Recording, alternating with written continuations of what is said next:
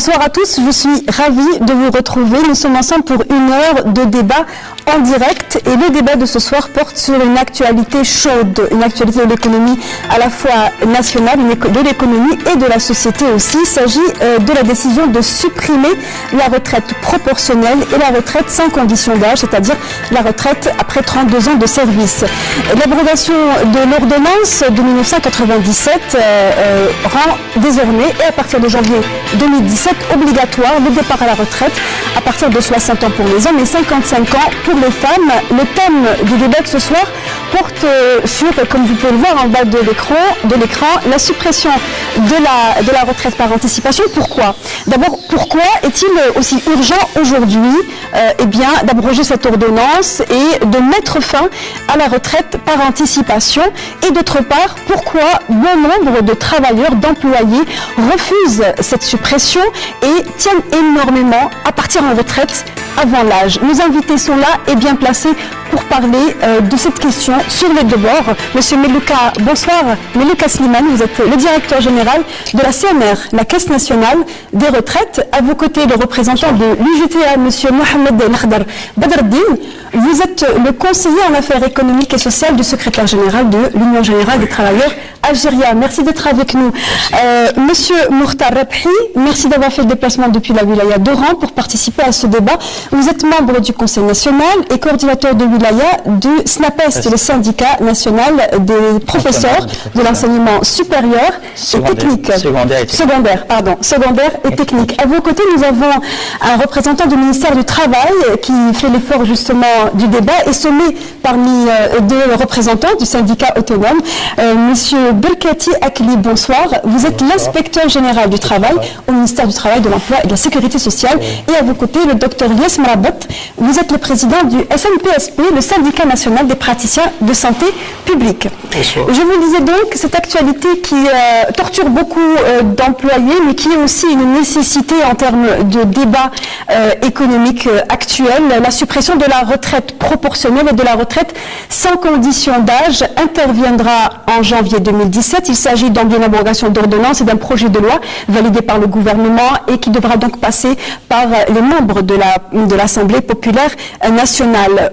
Entre-temps, cette question de déficit plutôt sur la Caisse nationale de retraite se fait sentir depuis plusieurs années. Déjà, les prémices d'une telle décision se sont fait venir et la Caisse nationale de retraite a enregistré un déficit continu et évolutif d'année en année. Nous avons donc posé la question à des chercheurs qui, eux, se sont penchés sur la question depuis plusieurs années déjà, car ils voyaient les choses arriver, des chercheurs du CREAD notamment, mais aussi des travailleurs, vous et moi. Le reportage de Samia Barol.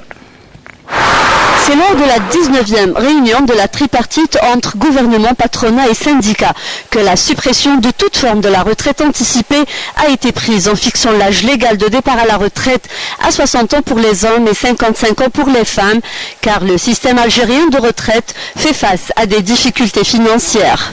La loi, le projet de loi tel qu'il est présenté, la suppression de la retraite sans condition d'âge et la retraite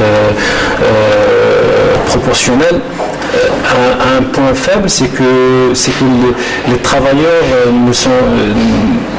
ne vont pas cotiser, un travailleur rationnel ne va pas être incité à s'affilier à la sécurité sociale avant l'âge de 28 ans, parce qu'à partir de 28 ans, de 28 à 60 ans, on aurait accumulé 32 ans de service qui permettent, ou bien 32 ans de cotisation, qui permettent d'avoir un taux de remplacement maximum de 80%. Cette décision de suppression de la retraite anticipée rentrera en application en janvier 2017, ce qui a fait réagir les travailleurs de différents secteurs d'activité, notamment la santé et l'enseignement. Plusieurs opérations de débrayage ont été entamées pour dire non à cette réforme. J'ai pensé, je l'ai demandé, je l'ai déposé. D'accord. Qu'est-ce qui vous a poussé à faire ça? Ce qui m'a poussé, parce qu'il n'y a pas d'issue. Il n'y a qu'à venir faire de الخدمة تخدم ولا ما تخدمش كي ما تخدمش. بلا فمي تحوس على حاجة ثانية. يعني هذا حق دستوري، يعني كان كما زمان اللي يحب يخرج. يعني دوك ولا التعليم، انا كنت انا في الدومين تاع التعليم ولا صعيب يا اختي. Si l'on regarde du côté des travailleurs, c'est normal qu'ils essaient toujours de préserver cet acquis. Mais de l'autre côté, bien sûr, quand on est responsable au sommet de l'État, on est obligé de voir l'équilibre de la caisse. Et quand il y a menace sur cet équilibre, bien sûr qu'il faut y mettre les garde-fous. Cette réforme vient après la baisse de la rente pétrolière qui ne permet pas au gouvernement de continuer à subventionner la CNR, mais aussi après le départ massif des travailleurs avant l'âge légal à la retraite. Les économistes se sont penchés sur ces questions pour trouver d'autres alternatives. L'idéal serait de changer le principe de calcul de pension. Au lieu de calculer la pension par la méthode actuelle, c'est 2,5% fois le nombre d'années d'activité fois le salaire de référence, c'est de changer le 2,5% et mettre 2,25% qui va inciter le salarié ou bien le travailleur à cotiser pendant 36 ans pour avoir le taux de remplacement plein. En supprimant la retraite anticipée, l'État espère pouvoir rééquilibrer les comptes de la CNR et consacrer la solidarité intergénérationnelle. Mais encore faut-il convaincre bon nombre des travailleurs qui affichent leur résistance et estiment mériter la retraite anticipée, considérée jusque-là comme un important acquis social. Alors on va voir justement à travers ce débat si la retraite par anticipation devait déjà au départ être considérée comme un acquis social et quelles sont les incidences qu'elle a pu engendrer à travers les années. Mais d'abord un point d'ordre avant de commencer, il y a eu un amalgame à travers la presse notamment sur ce qui a été supprimé ou ce qui va être supprimé à partir de janvier 2017. Il n'est pas question de la retraite anticipée, il est question bien de la retraite proportionnelle et celle de conditions d'âge. Est-ce que vous pouvez, vous qui êtes inspecteur général du travail au ministère, éclaircir en quelques mots ce qui sera toujours en vigueur à partir de janvier et ce qui sera supprimé précisément? Merci. Tout d'abord, je vous remercie pour l'invitation. Pour ce qui est du dispositif de retraite qui est concerné par l'abrogation, le projet d'abrogation, c'est le dispositif de 1997, c'est-à-dire l'ordonnance de 97 qui a mis en place le dispositif de retraite proportionnelle et son condition d'âge. Donc le dispositif de 1994 qui a introduit la retraite anticipée n'est pas concerné par ce texte. Ce dispositif la retraite anticipée n'est pas concernée par ce texte. Juste entre parenthèses, la retraite anticipée, c'est-à-dire le départ à 50 ans avec 20 ans d'activité pour les hommes, et le départ à 45 ans avec 15 ans d'activité pour les femmes. Mais c'est un autre contexte. Donc, avec une minoration de 1%. Cette retraite est toujours... C'est pas la même chose, c'est pas la même chose. Donc c'est un dispositif qui a été introduit en 1994, qui concerne les entreprises, les travailleurs qui perdent leur poste d'emploi pour raisons économiques et de façon involontaire. Donc ça a concerné le secteur économique exclusivement, même si le texte prévoit qu'il y a possibilité d'étendre ces dispositions à la fonction publique, mais ça n'a pas été, parce que la fonction publique n'a pas connu de compression d'effectifs. Donc ce dispositif a été appliqué exclusivement dans le secteur économique. Donc les années 90, il y a beaucoup d'entreprises qui ont été dissoutes, donc il y a eu une perte d'emploi de plus de 300 000 travailleurs qui ont été versés dans la retraite anticipée et dans l'assurance chômage. Donc c'est à cette occasion que la CNAC a été créée pour prendre en charge les pertes d'emploi et les gens qui n'avaient pas encore les conditions d'émarger à la CNR. Donc ce dispositif reste toujours en vigueur, bien que ce dispositif ne connaît pas depuis les dernières années une influence importante parce qu'il n'y a pas de compression d'effectifs. Donc ce qui est donc supprimé, c'est l'ordonnance de 1997 qui concerne la retraite sans condition d'âge. Donc après 32 ans de service, après 32 ans de service, en ayant donc une retraite pleine. Oui, donc une retraite de 80% et la retraite proportionnelle qui est au prorata du nombre d'années travail. Cotisé, oui. Cotisé. Aujourd'hui, pourquoi est-ce que l'État dit ce n'est plus possible les gens ne peuvent plus maintenant prétendre à la retraite que lorsqu'ils ont atteint 60 ans. Basta. Pourquoi aujourd'hui, c'est même le cas? Merci. Excusez-moi. Je voudrais d'abord vous remercier parce que nous sommes très, très honorés par le fait que vous nous invitiez sur vos plateaux pour pouvoir débattre du sujet. Il est vrai qu'aujourd'hui, le citoyen a besoin d'être informé sur la situation réelle et exacte. Je voudrais donc à ce titre vous féliciter et présenter mes hommages à l'ensemble du personnel à la veille de la célébration du 54e anniversaire du recouvrement de la souveraineté nationale. Tout le plaisir est de vous avoir sur notre plateau. Merci beaucoup. Donc, je tenais juste à ajouter une précision par rapport à ce qui a été dit, c'est que donc le dispositif de 97-13 fait référence au départ volontaire, ce qui n'est pas le cas de l'ordonnance du dispositif de 94 qui lui concernait des départs forcés ou obligataires par rapport à une conjoncture économique donnée. Je pense que le tableau peut se passer de tout commentaire, puisque si nous imaginons le système, les économistes ont parlé du 2,25%, du 2,5%, si nous imaginons un système d'équilibre financier, il faut bien qu'il y ait des recettes d'un côté et des dépenses de l'autre. Il faudrait que vous sachiez et que le téléspectateur sache que la Caisse nationale des retraites ne fonctionne qu'avec les cotisations de sécurité sociale. Et contrairement à ce qui a été dit dans le reportage, il n'y a pas de subvention de l'État par rapport aux dépenses. Il y a un apport complémentaire de l'État par rapport aux petites pensions.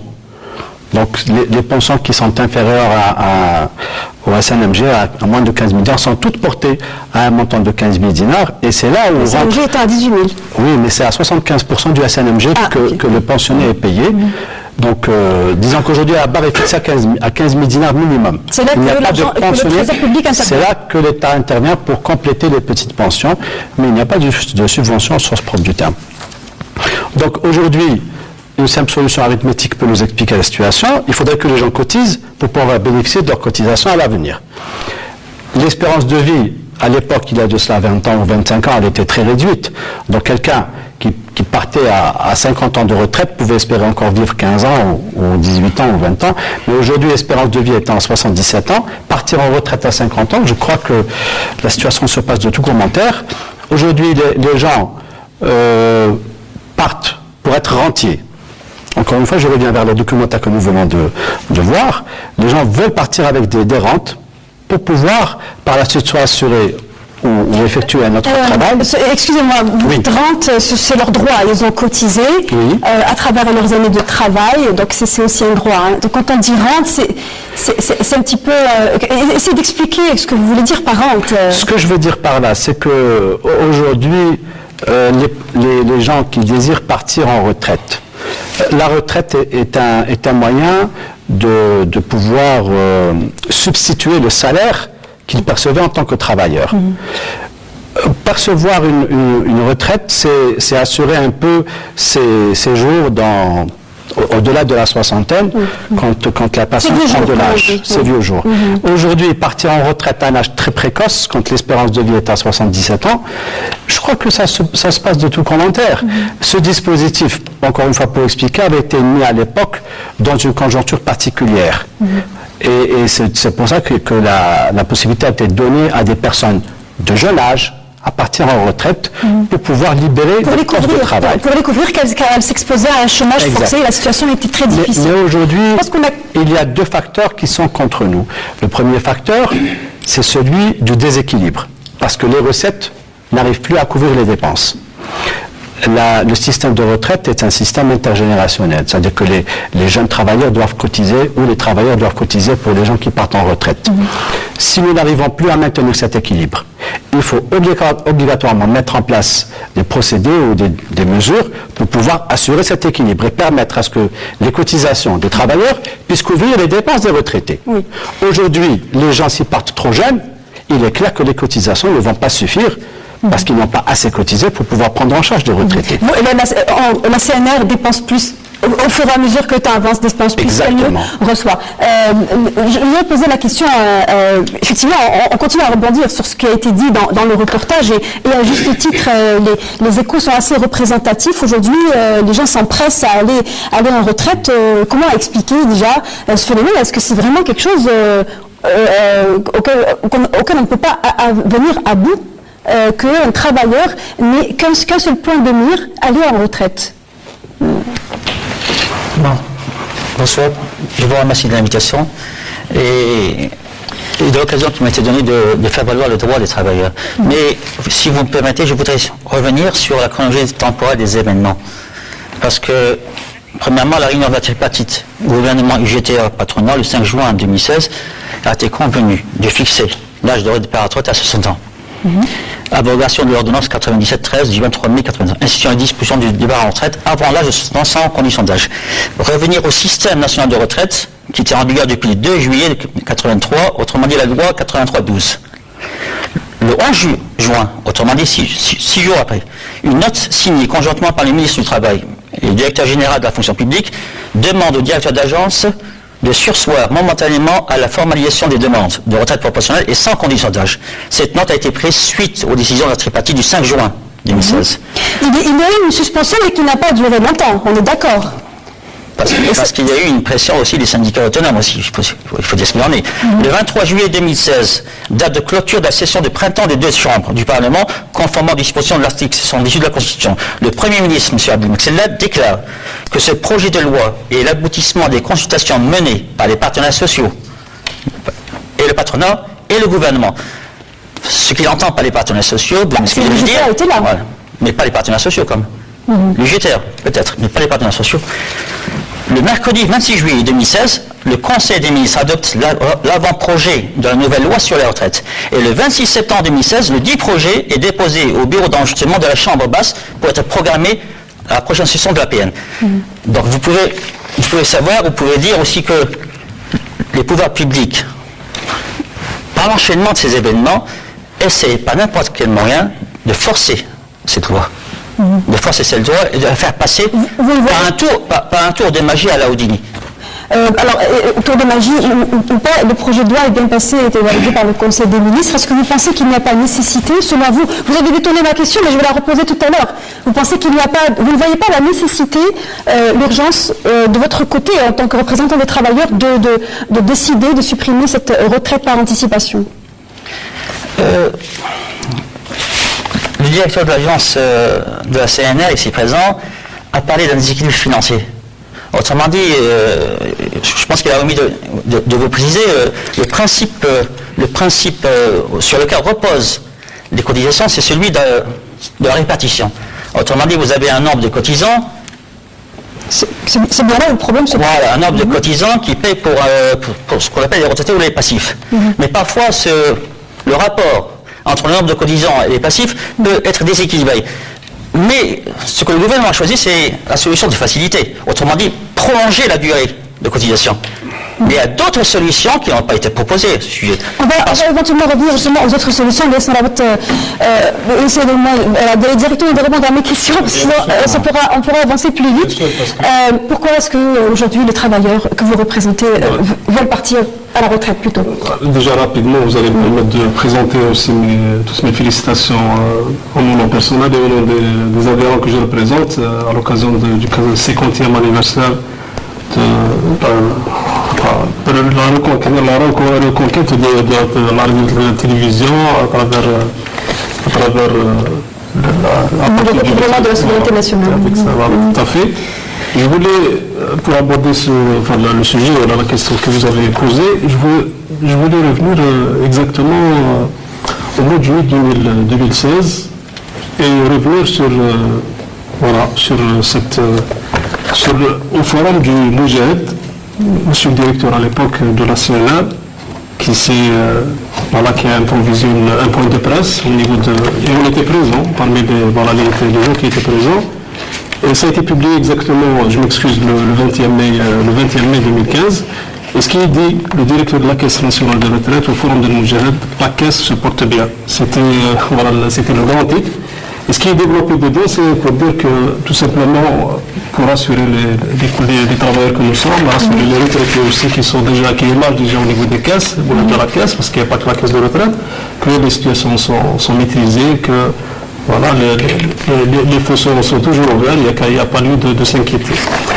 Pratiquement, le premier semestre 2015, le rapport de conjoncture économique et sociale pour le CNES, une institution très officielle aussi, qui s'appuie sur les données de la CNR, qui s'appuie sur les données de l'OMS, qui s'appuie aussi sur des études que font des experts qui ne sont pas uniquement au niveau de la tripartite, mais du côté du patronat.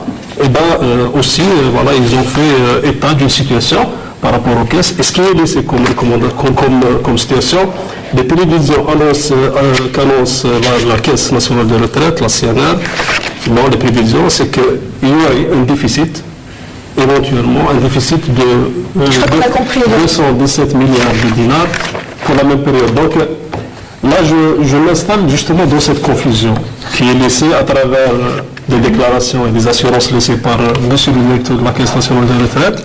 Pratiquement au même moment, au niveau du CNES, il y a un rapport contradictoire. On va l'écouter tout de même pour eux. Donc déjà pour vous allez certainement avoir une réaction par rapport à... Puisque vous avez pratiquement...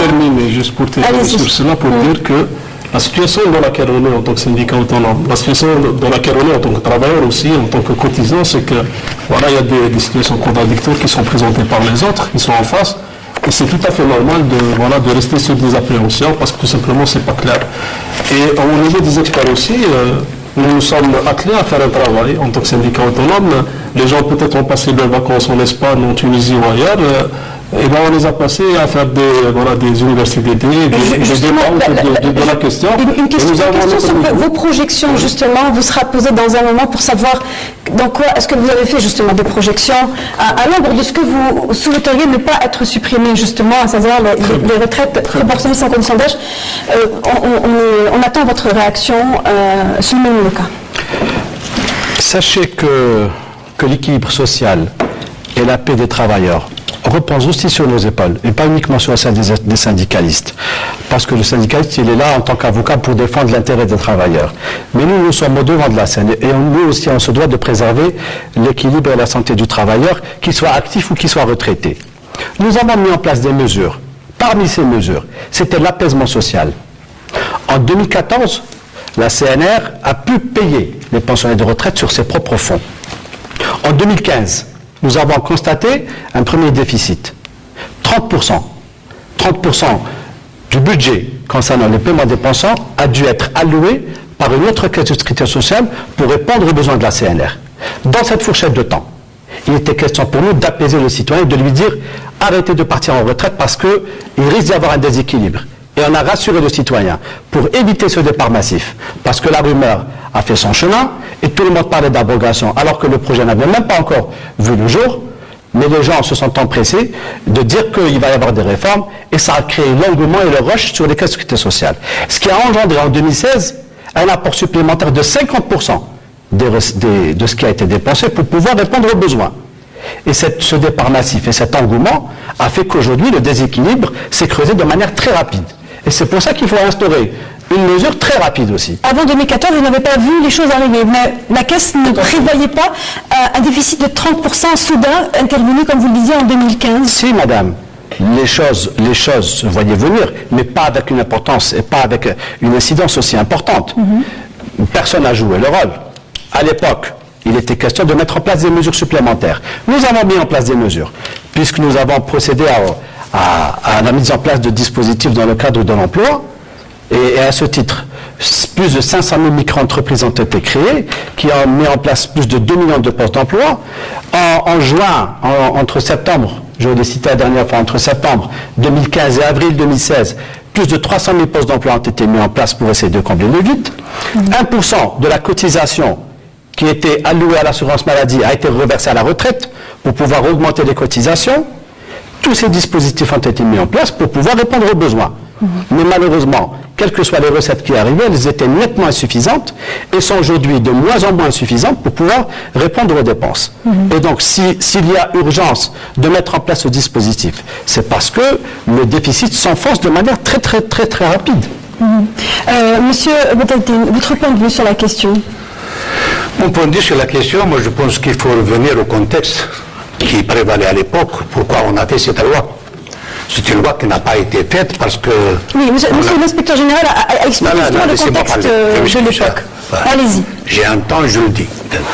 Donc on l'a fait parce qu'il y avait des problèmes, des entreprises déstructurées, des travailleurs sans salaire, ils venaient à la centrale, ils étaient des piliers. on avait des problèmes sérieux. Donc, il y avait cette loi qui est venue pour apporter à la limite un secours, c'est-à-dire prendre en charge ces travailleurs parce qu'on ne peut pas leur donner un autre emploi.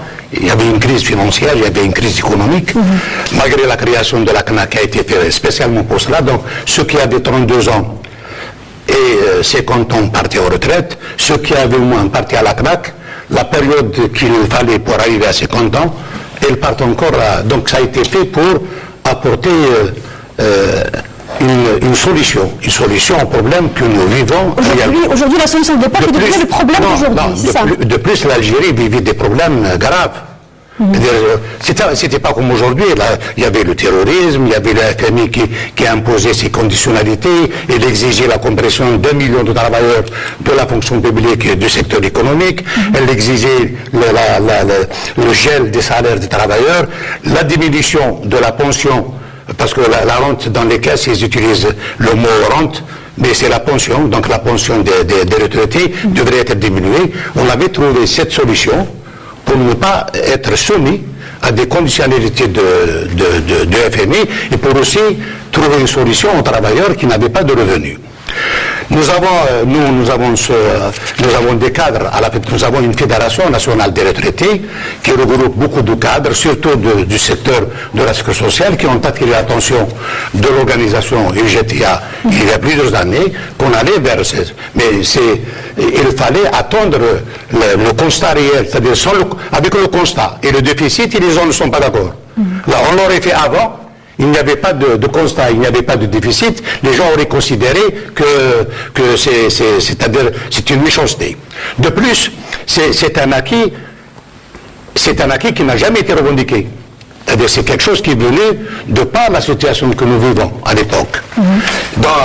Nous sommes une organisation syndicale qui a des relations avec l'international. Lorsqu'on parle avec des gens et leur dit la retraite en Algérie à 50 ans, ils nous regardent, ils nous prennent si on est normal. Il faut que les gens sachent que celui qui part à 50 ans ne verse pas 10 ans de cotisation, il prend 10 ans de plus de pension. Quelle est la caisse qui peut supporter une telle situation? C'est impossible. C'est pas parce que on ne veut pas défendre les acquis de travailleurs, mais défendre les acquis de l'immédiat et les mettre dans des situations graves à l'avenir, je pense que ce n'est pas responsable. C'est-à-dire, un responsable, c'est celui qui a une vision lointaine. On va vers l'hypothèque de la caisse de retraite et l'hypothèque des futurs retraités. C'est-à-dire ceux qui sont en train de cotiser aujourd'hui et qui payent les retraités, c'est ceux-là qui n'auront pas de retraite. Donc, nous sommes associés pleinement. Et de plus, nous sommes la seule organisation qui existe au niveau de tous les secteurs, fonction publique et secteur public. Et la loi qui a libéré le pluralisme syndical, elle a prévu que seuls ceux qui ont 20% d'adhérents de travailleurs ont droit aux négociations. Nous avons donné, on donne chaque année, on donne nos adhérents au ministère du Travail. Et nous avons près de 2 500 000 adhérents. Sur 7 millions et quelques, nous avons 34%.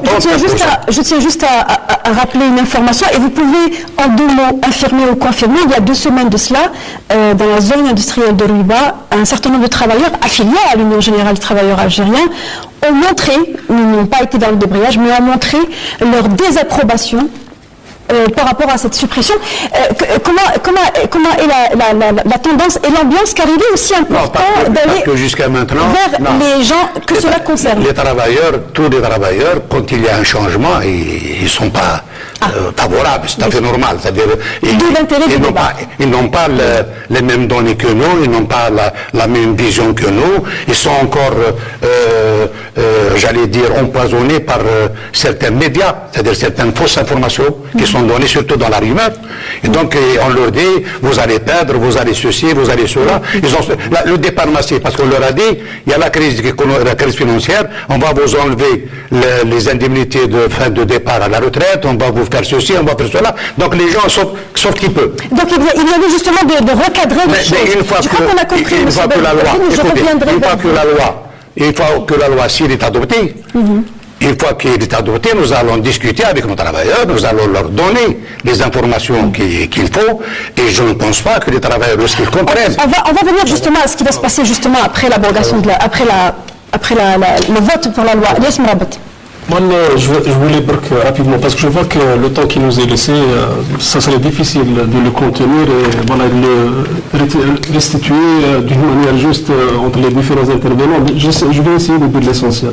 Les chiffres que nous avons à notre niveau, les experts que nous avons sollicités pour travailler sur ces questions de la retraite et les questions du code du travail aussi, sur le pouvoir d'achat, eh bien, on laissait à notre niveau une certaine synthèse. Je pense que c'est intéressant de dire que par rapport au nombre de travailleurs recensés dans le cadre des retraites proportionnelles ou retraites avant l'âge de 60 ans, n'est pas aussi énorme qu'on veut le présenter aujourd'hui. Depuis l'installation de ces deux dispositifs de 2014 et de 2017, de 1997 et de 1994, ce qui a été accumulé comme travailleurs dans cette situation est avoisine les 800 000. Sur les 800 000, pratiquement 400 000 depuis ce temps-là ont déjà passé le cap des 60 ans, donc automatiquement, ils bénéficient automatiquement de retraite, même si à l'époque il avait perçu de manière proportionnelle, c'est-à-dire après les 60 ans, ils continueront à percevoir la retraite avec la même proportion et pas les 80%. Pour le reste, ce qui est recensé à notre niveau, c'est pratiquement 394 000 qui sont âgés moins de 60 ans, pour les femmes moins de 55 ans, donc d'office ils ont droit à la proportionnelle. Parmi ce chiffre, il y a uniquement 85 000 bénéficiaires de la retraite sans condition d'âge. Ça représente pratiquement 3%, 3,14%. Pour le reste, il reste 300 000. De faire le cumul de quelle période, de quelle année à quelle année? De la période de 1997 jusqu'en 2015.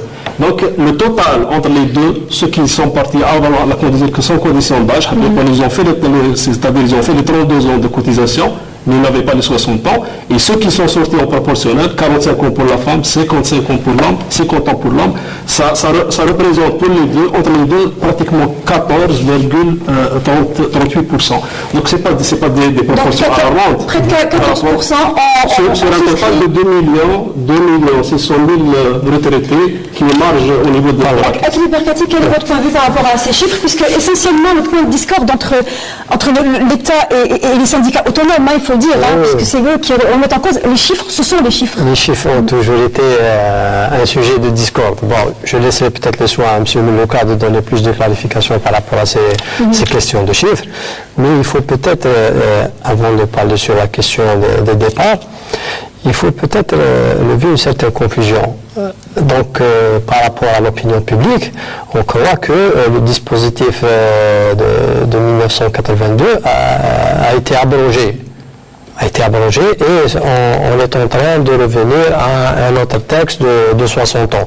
Le texte de 1982 est toujours en vigueur. 1982, donc il est toujours en vigueur, mais ce qu'on a constaté, c'est que les gens partent dans l'exceptionnel, donc le dispositif qui a été exceptionnel de 1997. Donc les gens qui partent dans la normale sont vraiment milliers. Quel texte, monsieur? Je m'excuse. Sur la retraite, depuis 1983, pardon. Donc 1983, donc c'est la retraite normale. Non, la retraite normale de 60 ans, donc qui n'a pas été abrogée. Oui. Mais nous avons constaté que rares sont les gens qui partent dans ce dispositif. Donc l'exception qui a pris le dessus sur la normale. Et je parle sous le contrôle de M. Melouka.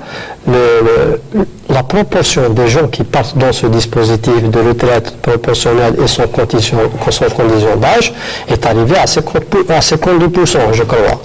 Et si nous restons dans cette situation, on n'aura jamais des personnes qui partiront à 60 ans. Donc le taux va encore augmenter et le déficit sera toujours un peu plus difficile. Pardon. Je voudrais revenir sur les chiffres. C'est important. Et ces prévisions ne sont pas le fait du hasard. Il y a des études actuariales qui se font au niveau des caisses. Donc, pourquoi n'ont pas prévu ces études, les 30% justement de déficit cumulé jusqu'à... Elles ont prévu, il y a d'autres exigences, il y a d'autres prévisions. Ces études prévisionnelles, justement, qui peuvent prévoir. Avant de revenir vers vous, M. Rabhi, juste, est-ce que vous pouvez, en quelques mots, dire quelle est cette dichotomie des chiffres Je reviens dessus. Monsieur Belkati a cité le pourcentage de 52% qui représente le taux des départs en retraite proportionnelle par rapport à l'ensemble des départs.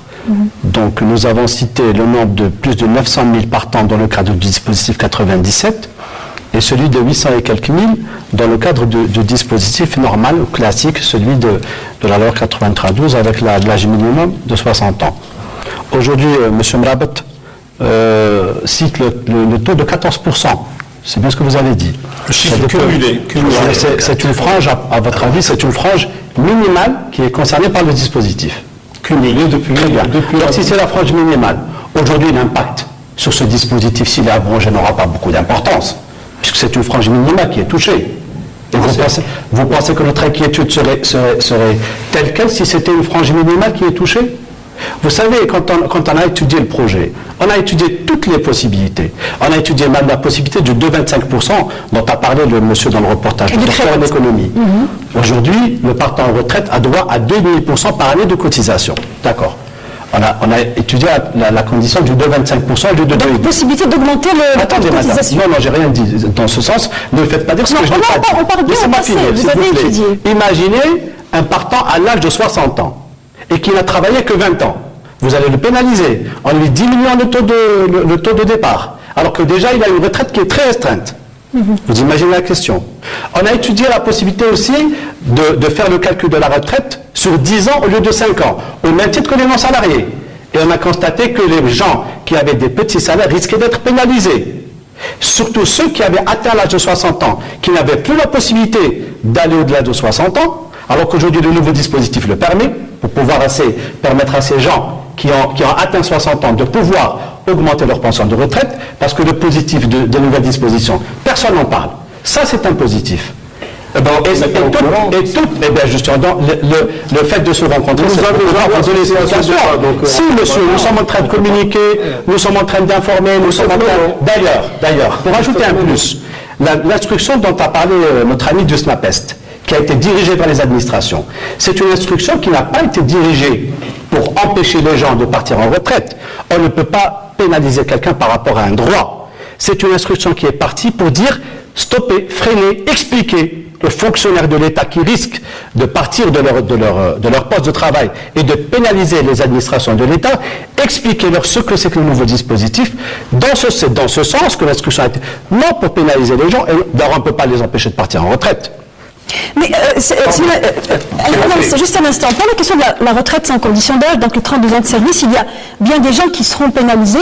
Aujourd'hui, beaucoup de gens ont commencé à travailler très jeunes et ils auront fait les 32 ans de service, ils continueront à travailler jusqu'à l'âge de 60 ans. Est-ce que c'est là où le bas blesse, où la disposition fait le plus mal pour les travailleurs? En deux mots, si vous permettez, en deux mots. Ce qui pousse actuellement les fonctionnaires, notamment je suis dans la fonction publique, mais aussi dans le secteur économique, ce qui pousse les travailleurs à courir derrière les dossiers en main, vers l'administration pour déposer avant. C'est parce que tout simplement, la décision de la tripartite a mis tout le monde au pied du mur. On est sorti de la tripartite avec une décision qui n'a pas été mûrement réfléchie, qui n'a pas été dans le bon sens et qui n'a pas laissé aussi. Ça, c'est notre avis, monsieur. Si vous n'êtes pas d'accord, c'est notre avis en tant que syndicat. Laissez-moi le dire et m'exprimer autour de cette table. On ne le fait pas ailleurs, laissez-moi m'exprimer autour de cette table. Le veut aussi d'être associé à cette décision. Malheureusement, jusqu'à présent, les portes sont toujours fermées, et on n'est pas associé dans ce débat. C'est pour ça qu'on est en train de dire, on est en train de courir derrière des situations de fait accompli, parce que tout simplement, on n'a pas été associé au départ. Donc, ce qui a poussé les travailleurs à aller courir vers les caisses de retraite pour déposer, c'est parce que tout simplement, une décision a été annoncée. D'ici le 31 décembre, on ne parlera plus de retraite proportionnelle sans condition d'âge. Donc, les gens pratiquement n'ont pas le choix. Voilà. Je rejoins l'intervention de M. Moulouka en ce qui concerne le départ de la retraite sans condition d'âge, qui était une mesure exceptionnelle qui a été instituée surtout pour pallier les effets, ce qu'on appelle du PAS, du plan d'ajustement structurel, autrement dit la distribution des entreprises et les complaisants des effectifs. Mais en contrepartie aussi, ce plan, cette loi a libéré aussi des postes. A libéré des postes. Et ces postes ont été alloué à des jeunes diplômés qui émergeaient sur le marché du travail. La conjoncture aujourd'hui est la même. La conjoncture aujourd'hui est la même, mais sans la contrainte du FMI, parce qu'on était obligé de signer un accord avec le FMI pour le relâchement de la dette extérieure à l'époque. Donc on devait appliquer à la lettre ce qu'on appelle le PASS aujourd'hui. Aujourd'hui, la conjoncture est la même. La loi 93-17 libère les postes. J'ai lu en titre aujourd'hui, dans un quotidien arabophone, 30% des jeunes, dans tranche d'âge compris entre 19 et 26, 30% des jeunes sont au chômage. C'est le rapport de la Banque mondiale. Donc si vous maintenez cette loi de 60 ans, je pense que ces jeunes aujourd'hui ont des beaux jours devant eux pour toujours être payés dans une location chômage. Ils ne travailleront jamais. Toujours est-il qu'on est bien d'accord pour dire que les gens qui partent en retraite anticipée vont travailler. Ils sont encore en âge de travailler. Donc, je reviens sur ce point aussi. Je reviens sur ce point. Les compétences qui ont déserté, autrement dit, les sociétés nationales. Bon, on rejoint bien sûr les sociétés étrangères, les sociétés aussi privées. Le secteur économique. Le secteur économique privé. Aujourd'hui encore, ça se passe comme ça aussi. Donc, le retraité qui va être obligé de sortir va occuper un poste. Mais seulement voilà, ce qui se passe, c'est que la CNAS et l'inspection de travail ne font pas leur boulot comme il faut. Parce que non seulement on devrait suivre le retraité qui occupe un poste pour le contraindre, et contraindre le patronat aussi, ce qu'on appelle les représentants, à les contraindre aussi à déclarer leurs employés. Leurs emplois et travailler et maintenir l'assiette fiscale. Je crois que c'est important aussi. On va écouter M. Gardal Boudarbien. Non, moi je ne suis pas. Il ne faudrait pas que vous m'engueuliez une deuxième fois, M. Boudarbien. Donc, vous êtes bien le plus âgé, mais ce n'est pas une raison. Non, je suis le plus jeune. Parce que physiquement, je suis plus jeune. Ça se voit. Allez-y, je vous écoute, allez-y. Allez-y, le temps presse. D'abord, on ne peut pas accepter que c'est une décision qui n'a pas été réfléchie. C'est un jugement grave.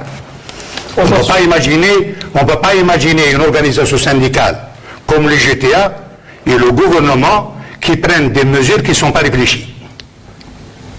Docteur Mahamat, du syndicat des praticiens publics, l'assume. Je l'ai dit, c'est vous l'assumez, vous êtes un syndicat d'une profession. Vous n'êtes pas un syndicat au niveau de tous les corps. Ne laissez pas de préjugés. Je ne laisse pas de préjugés. Voilà. Ne vous prenez pas plus intelligent que d'autres. Voilà, s'il vous plaît. C'est tout. Restez dans le débat. C'est pas vous de ne pas répondre. Moi, je ne vous ai pas répondu. Alors, la question de la représentativité n'est pas à l'ordre du jour. C'est réfléchi, c'est-à-dire qu'il a été réfléchi à plusieurs reprises. Ils l'ont fait parce qu'ils n'ont plus de choix. Tant qu'il y avait la possibilité de le garder, ils l'ont gardé. Mais on est arrivé à un stade, comme un corps qui est malade, qui a un organe gangréné, on enlève l'organe, on laisse mourir le corps. Et si on ne prend pas de mesures, c'est toute la caisse de la retraite qui va se trouver dans une situation grave. Ce n'est pas un problème. Nous aussi, on aime nos travailleurs, nous aussi, on préfère. Mais moi, je préfère qu'on prenne des mesures pour que demain, nos retraités ne sortent pas dans la rue demander leur pension. Parce que c'est ce qui va arriver. Est-ce que ça pourrait arriver justement s'il n'y a pas de mesure, ça va. Ensuite, dans la loi, pardon, laissez-moi terminer. Allez-y. Dans la loi, il est prévu pour les postes à haute pénibilité, il va y avoir des statuts où les gens peuvent sortir avant. Et nous, en tant qu'organisation syndicale, nous avons créé un comité de techniciens, de médecins du travail, qui sont en train de travailler pour déterminer des critères qui font que quel poste il y a beaucoup de postes certainement qui vont être touchés. Ça va faire l'objet d'un décret à part, parce que ça va venir par la suite. C'est prévu même dans l'ordonnance 83. Mais il faut que les gens réfléchissent d'une manière responsable, c'est-à-dire on peut faire je ne prends pas d'adjectif parce que ça peut être mal fait. Si on ne prend pas notre responsabilité aujourd'hui, si on ne soutient pas cette réforme, on mettra la stabilité sociale en danger. Je pense que le message est passé. Si Ensuite, j'allais dire pour la suppression de la retraite proportionnelle et la retraite, excusez-moi, je termine un mot. Si elle n'est pas consacrée, si elle n'était pas supprimée, que peut-il arriver à la Caisse nationale de retraite? Est-ce que vous pouvez donner une idée, une projection sur les 5 ans à venir si la décision de supprimer ces 2 retraites proportionnelles aujourd'hui? Pour être très objectif, voilà, si nous ne prenons pas ce genre de décision aujourd'hui, nous serons obligés à l'avenir de prendre des décisions plus drastiques et plus pénalisantes. Pour être très synthétique, je laisse le champ ouvert. Vous savez ce qui s'est passé dans d'autres pays? On a dû réduire les pensions. Vous savez ce qui s'est passé dans d'autres pays? On a dû obliger les gens à partir jusqu'à 69 ans. Donc je vous dis, si on ne prend pas ce genre de décision aujourd'hui, et je reviens à ce que disaient nos amis syndicalistes tout à l'heure, et à titre de rappel pour notre ami du SNAPEST, vous avez dit que les portes sont fermées. Les portes n'ont jamais été fermées. On a ouvert le dialogue, puisque nous avons tenu une rencontre au niveau même du secteur de l'éducation, où M. le ministre du Travail, de l'Emploi et de la Sécurité sociale s'est associé à la ministre de l'Éducation pour ouvrir le débat avec certains syndicalistes. Malheureusement, ces derniers n'ont pas répondu et la chaise est restée vide, mis à part quelques syndicats qui ont répondu, mais la majorité n'a pas répondu. Autre chose, vous avez parlé de la politique de l'emploi. Malgré le fait, tel que l'a cité notre hôte, malgré le fait que ceux qui partent à un âge précoce reviennent dans les circuits du travail, et malgré cela, l'État a mis en place des dispositifs d'emploi qui ont permis de réduire le taux de chômage, qui était à 11,2 en septembre 2015 et qui est passé à 9,9 en avril 2016, malgré le fait que les gens partent en retraite et sont réinjectés dans le système de l'emploi. Si maintenant les gens partent à 60 ans, il est clair que nous trouvons toujours moyen de mettre en place. Il est vrai que le pays traverse aussi une situation économique assez particulière. Si les choses reviennent un peu dans l'ordre avec l'augmentation peut-être du baril de pétrole, on pourrait peut-être trouver d'autres solutions. Je rappelle que l'État a... Je voulais apporter une clarification. On vous écoute, monsieur. Merci. Bon, je voulais apporter une clarification par rapport à ce que... Par rapport à l'aspect du chômage, je vous ai dit... À l'aspect du chômage, l'aspect du chômage, il faut dire certaines vérités. Les gens qui partent en retraite avant, ils vont gonfler le secteur informel. Ils ne cotisent pas. Ils ne cotisent pas. Donc ils se mettent d'accord avec certains employeurs pour ne pas être déclarés à la CNAS. Donc ils contribuent directement ou indirectement, de manière peut-être non réfléchie, à encore aggraver la situation et de la CNAS et de la CNR. Mais il faut dire, nous, au niveau de l'inspection du travail, un grand travail est fait avec la CNAS. Donc je refuse ces accusations. C'est que l'inspection du travail ou la CNAS ne font pas de travail. Bon, à titre d'exemple, pour l'année 2016, plus de 200 000 visites de contrôle ont été effectuées par l'inspection du travail. Donc c'est un travail titanesque qui se fait. Encore 5 minutes. Et notamment par rapport à nos déclarations, aux travailleurs. Et nous constatons qu'il y a des pratiques de certaines personnes qui partent en retraite et exercent.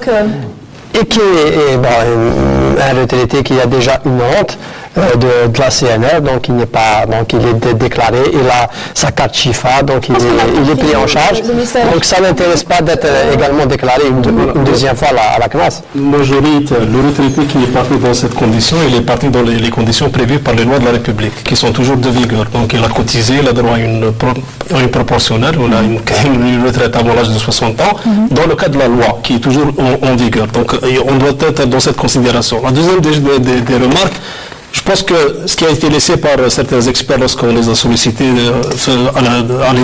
durant l'été, une phrase. Il ne faut pas maintenir aussi longtemps possible l'Algérien au travail, il faudrait faire travailler beaucoup plus d'Algériens. Le problème il est au niveau de l'informel, plus de 5 millions de postes dans l'informel qui pourraient ramener justement des ressources financières et assurer une pérennité à cet équilibre au niveau des caisses. Il faudrait aussi décharger de la caisse de retraite des dépenses annexes comme la caisse nationale, la caisse de chômage qui continue à fonctionner alors que jusqu'à présent, comme le dit notre ami, on ne parle plus de compression d'effectifs dans les entreprises publiques. C'est aussi d'autres dépenses annexes qui sont ajoutées dans la solidarité nationale à travers des pensions,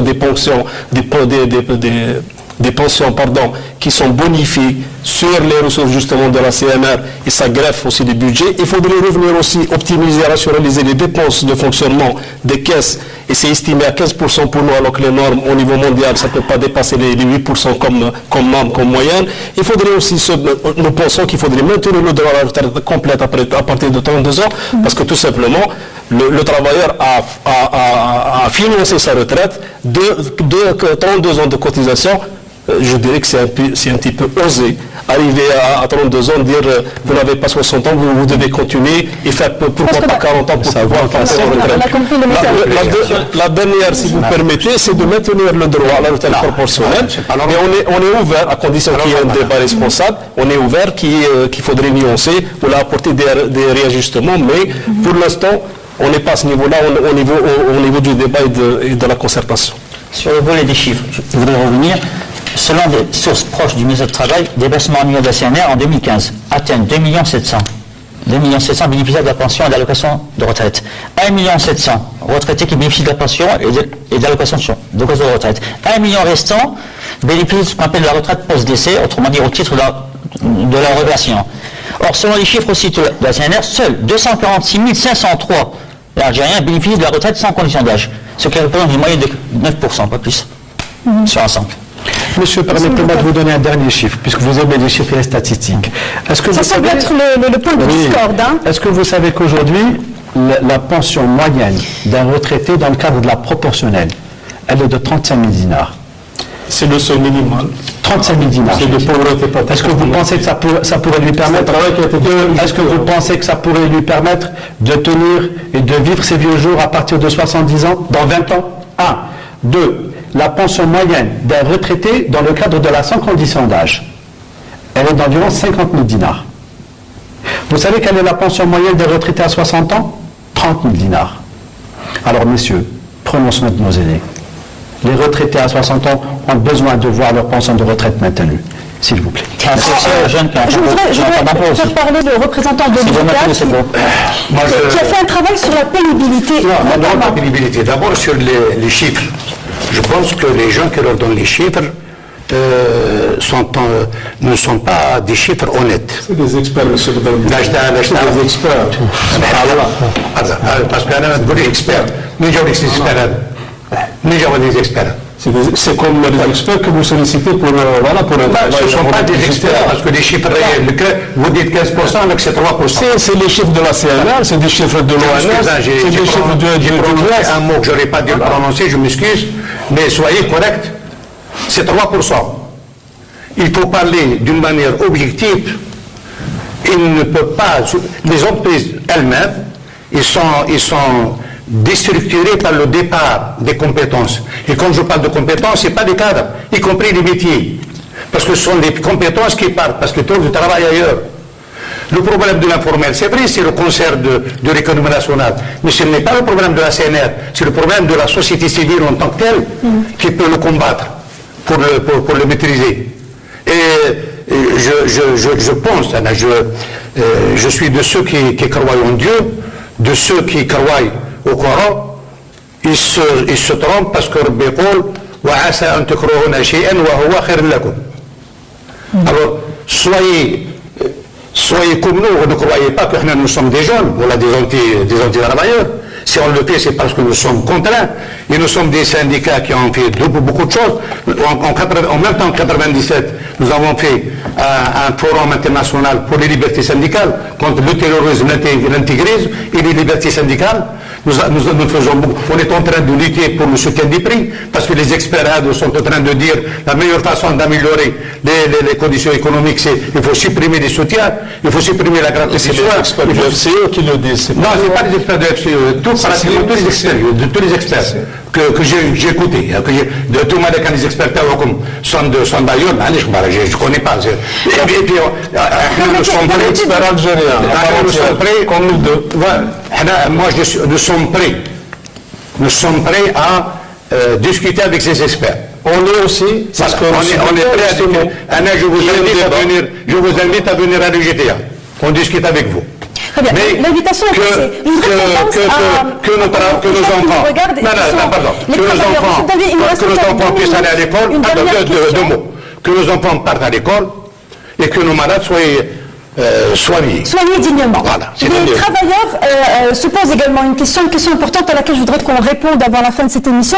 Il s'agit de la pénibilité. Donc, on a bien compris que cette loi, eh bien, elle va passer et que la suppression de la proportionnelle de la condition d'âge va bien être arrêtée. Mais en janvier 2017, il va y avoir un certain nombre de travailleurs qui vont peut-être ne pas être concernés par cette suppression, eu égard à la pénibilité de leur travail et peut-être aussi à la condition dans laquelle ils travaillent, peut-être à la maladie. Est-ce qu'il y a des propositions d'une part et qu'est-ce qui est décidé d'autre part? Quelle est la marge de manœuvre? On commence par vous, monsieur le représentant du ministère du Travail, rapidement, s'il vous plaît. Merci. Pour ce qui est de la pénibilité, donc le texte qui poursuit l'abrogation du dispositif de 97 a mis en place d'autres mesures, notamment les pénibilités et la possibilité d'aller au-delà de 60 ans, donc jusqu'à 65 ans de travail. Pour ce qui est de la pénibilité, c'est une commission qui va être installée, qui est constituée d'experts en médecine du travail, en santé et sécurité. Peut faire l'objet d'une forme de pénibilité. Oui, je ne peux pas préjuger sur les travaux de cette commission, mais elle va examiner toutes les possibilités par rapport aux conditions de travail, par rapport aux conditions climatiques au travail des gens. Donc c'est des experts qui vont examiner, donc je ne peux pas... de qui sera composée justement, puisqu'on parle d'intégration, encore une fois, de qui sera composée cette commission? Elle va être constituée d'experts, de partenaires sociaux, d'experts dans le domaine de la santé et sécurité au travail, des médecins du travail, des médecins du ministère de la Santé, donc, et d'autres experts peut-être indépendants en matière de santé et sécurité. Le cas dans quelle est la marge de manœuvre aujourd'hui, sachant qu'il y a une nécessité de la supprimer, mais en même temps, il y a une prise en considération de certaines conditions particulières? J'ai été très clair. Enfin, si vous permettez, je voudrais juste revenir sur les métiers pénibles. Donc, les maladies professionnelles sont listées. Il y a certains travaux qui exposent les travailleurs à des répercussions médicales très, très rapides. C'est pour ça que les experts vont travailler sur la question par rapport au métier, par rapport aux années de dérogation qui vont leur être permis de pouvoir partir en retraite avant l'âge légal. Donc la liste de ce qu'on appelle la pénibilité va être différente de ce qui existe actuellement. Elle n'existe pas encore pour le moment. Des notions de pénibilité qui existent actuellement. Oui, ils vont être mieux définis. Pour le moment, tout le monde se plaint de travaux pénibles. L'enseignant dit qu'il travaille dans des conditions pénibles. Le pilote d'avion dit qu'il travaille dans des conditions pénibles. Le médecin aussi. Tout le monde se plaint aujourd'hui de travailler ou d'avoir un métier pénible. C'est très relatif. Mais c'est très relatif, effectivement. Donc c'est pour ça que ça sera la mission de cette commission qui va pouvoir déterminer et les postes et les années de dérogation. Une dernière réaction tour de table à commencer par rapport à cet aspect. Ce sera un véritable casse-tête chinois. Je rappelle que la loi de 83 déjà prévoit cette disposition et la liste n'a jamais été établie tout simplement parce que c'est difficile de mettre en place une liste et d'agencer des métiers pénibles. Aujourd'hui, on parle de pénibilité et de haute pénibilité, c'est encore plus compliqué. Je pense qu'on ne va pas sortir justement de l'auberge de sitôt et ça va créer des problèmes là où on n'en a pas besoin au niveau des différents secteurs. Monsieur le Premier ministre hier a été très clair, il a dit que le débat était toujours ouvert et que le dialogue était toujours ouvert. Je crois que c'est le moment ou jamais de participer en tant que syndicaliste, surtout pour le domaine de la santé. Je pense que c'est le moment de mettre... Justement, on a relayé ça, mais on a remarqué aussi que ça a été dit après l'adoption de la loi. Donc, si c'est après l'adoption de la loi, le projet n'a pas encore été adopté par la Chambre. C'est ce qui a été dit. Mais le débat reste ouvert selon Abdelmalek. C'est une dernière réaction. Il nous reste juste 2 minutes, monsieur Rabhi. Je rejoins l'intervention du directeur de la CNR. Le SNAPES n'est pas hermétique aux négociations, au contraire. On privilégie la négociation avant d'appliquer les formes d'action que vous connaissez. Seulement, voilà, si vous nous invitez pour une information, pour un travail d'information, on peut décrypter ça par voie de presse. Nous, ce qu'on veut, c'est s'asseoir sur la table de négociation. En tant que partenaire social, véritable partenaire social. La ministre de l'Éducation vous a convié pour discuter, mais votre syndicat et l'intersyndical a refusé de rencontrer la ministre de l'Éducation. Parce que nous avons une obligation, premièrement, une obligation morale envers nos partenaires dans l'intersyndical et aussi une responsabilité organique envers nos affiliés. Donc on ne peut pas prendre une décision sans l'intersyndical. Je vous remercie, messieurs. Je suis navré. Je sais que vous avez encore beaucoup de choses à dire, mais le temps qui nous est imparti est juste terminé et l'antenne va nous être retirée. Donc je vais vous représenter à nouveau. Je rappelle que nous avions parlé, nous, pour ce débat qui porte sur la suppression de la retraite par anticipation. Selim Moulouka, directeur général de la Caisse nationale des retraites. Mohamed Lakhder Badreddine, conseiller en affaires économiques et sociales auprès du secrétaire général. Vous avez refusé de donner la parole. De l'IGTA. Nous vous recevrons avec plaisir une autre fois. Monsieur Rabhi du Snapest, merci d'avoir été avec nous. Monsieur Akli Berkati, inspecteur général du travail, ministère du Travail, de l'Emploi et de la Sécurité sociale, et Dr Yasmer Abet du SNPSP. Merci à vous de nous avoir suivis jusqu'au bout. On se retrouve la semaine prochaine pour une nouvelle thématique. Suivez-nous sur www.untv.dz et suivez-nous aussi sur notre page Facebook La Semaine Éco. Très bonne soirée à tous.